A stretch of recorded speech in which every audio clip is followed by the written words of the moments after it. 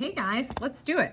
This is lesson 7.1, day 2 video, and here are our notes. So let's take a look at the information. It says a histogram on the left shows intervals in minutes between the eruptions of Old Faithful for all 222 recorded eruptions during that month. So what does this mean? So we're definitely going to always figure out, well, what does one dot or one unit mean? So this looks like about 3. So this would mean there's 222 little increments of numbers, and 3 of those 222 eruptions were somewhere between 40 and 45, if that makes sense. So this could have been the eruption of 40, the eruption of 41, and the eruption of 43, something like that. Now, for this population, the median was 75, so that's the number in the middle. We used technology to take 500 simple random samples of size 10 from the population.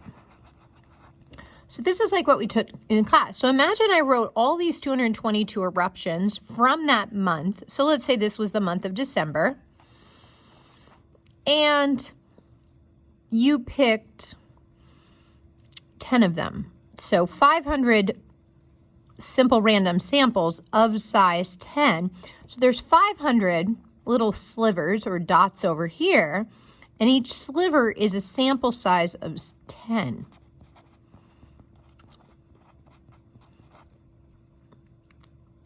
Alrighty.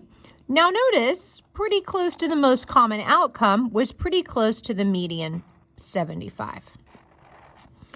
So what else do we see? The 500 values of the sample median are displayed in this histogram. The mean of these values, so the average, is 73.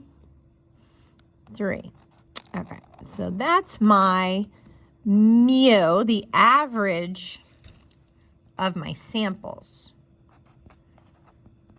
So let's take a look at what would maybe make sense for answering these. Is the sample median an unbiased estimator of the population? The answer here would be no.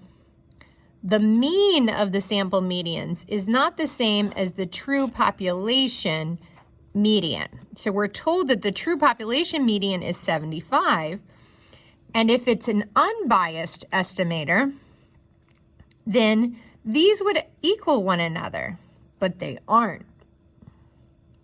So that would be bias, if that makes sense. Okay, what else are they asking?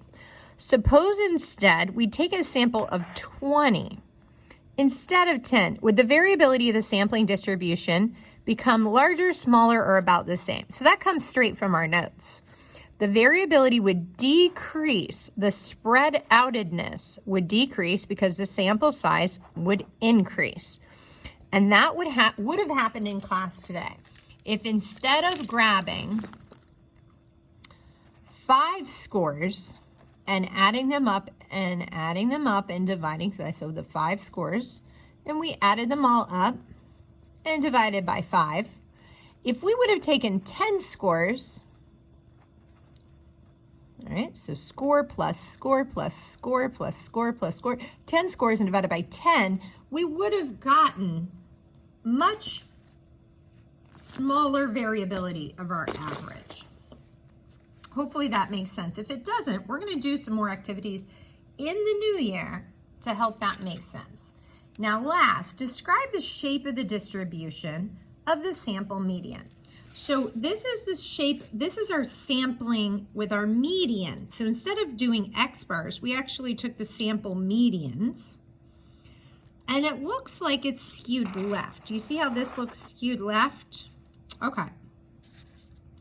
With a small peak between 75 and 77. So that is, oh, I lost my lights. Sorry, guys. That's all we have on here. All they wanted you to do is describe the shape, and so SOCS. The shape is skewed left. no outliers. The center is a single peak between 75 and 77.5. And the spread outedness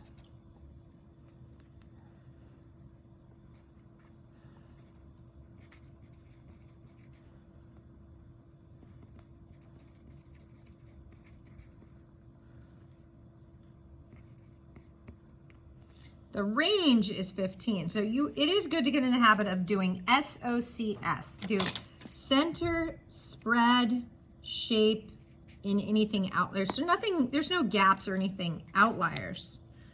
So that's why we didn't mention anything about that. That's what we're looking for there. Last homework of the year. Congratulations, guys.